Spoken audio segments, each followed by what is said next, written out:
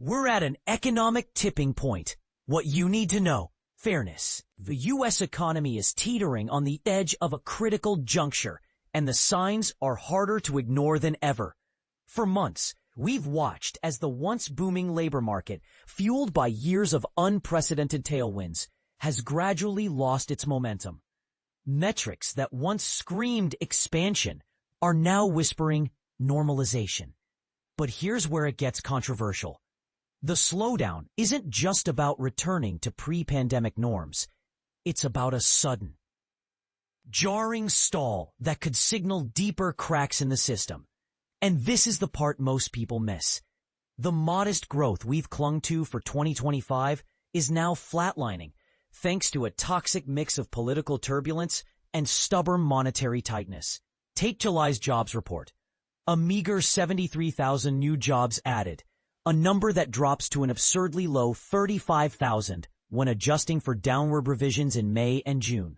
To put that into perspective, the U.S. labor market, already a behemoth of 159.5 million jobs, is growing at just 0.02% per month. That's slower than a sloth on vacation. Nicholas Colas of DataTrek Research summed it up bluntly. Monthly job growth hovering near zero for months on end is a textbook early warning sign of a recession. Job creation isn't just a stat, it's the lifeblood of economic health. And right now, that lifeblood is slowing. But wait, could there be more to the story? Critics might argue that the Federal Reserve's aggressive rate hikes are the real villain here, not political chaos. Or maybe the chaotic Trump-era policies are being unfairly scapegoated. What if the real issue is something else entirely, like global supply chain shifts or a tech revolution disrupting traditional industries? We'd love to hear your take in the comments. Is the U.S. economy truly at a tipping point, or are we misreading the signals? And if this is the start of a downturn, who should take the blame? One thing's clear. The metrics aren't just cooling. They're screaming for attention. From job growth to consumer spending, the data paints a picture of a system under strain. Whether that strain leads to collapse or correction remains to be seen.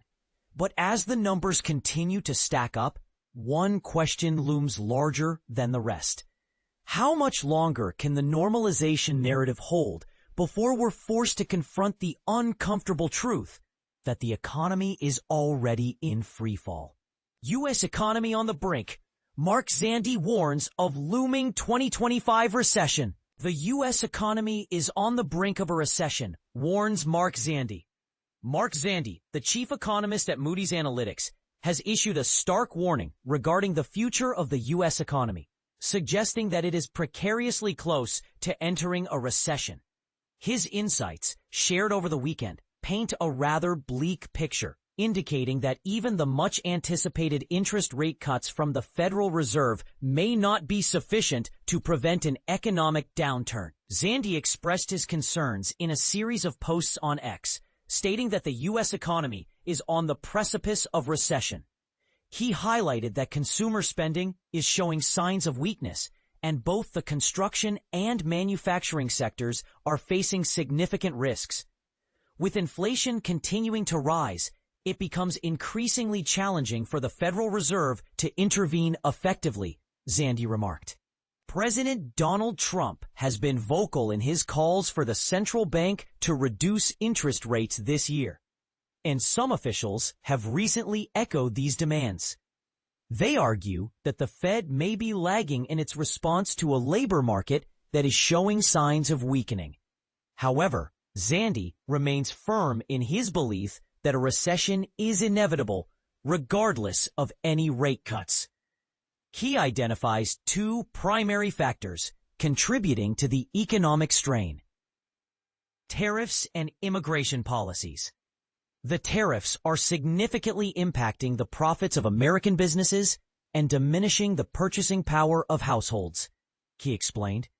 Additionally, a reduction in immigrant workers translates to a smaller economy overall.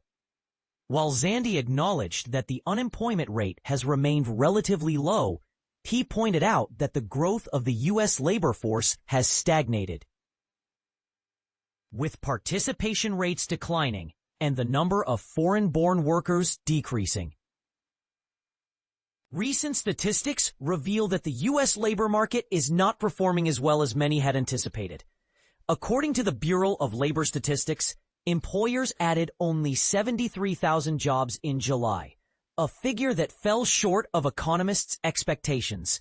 Many job seekers are also facing disheartening prospects as companies are scaling back their hiring efforts. What do you think? Is the economy truly on the verge of a recession? Or do you believe there are factors that could turn things around? Share your thoughts in the comments below. So explore more about the economy, investing, stocks, and labor trends to stay informed.